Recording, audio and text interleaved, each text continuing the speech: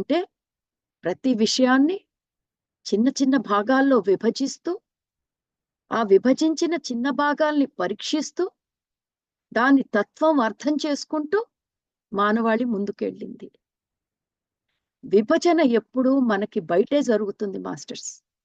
అంటే మన శరీరానికి బయట, అంటే శరీరం ఒక్కటే కాదు కదా మనం. మనము అన్నది ఏదైతే ఉందో అది శరీరము, ఆత్మ, పరమాత్మ భాగం అన్నీ కలిపితే అది శరీరం. అది మనం అనేది. సో, మనకు బయట జరిగేదంతా పురుషత్వంతో కూడిన మార్గం మాస్టర్స్.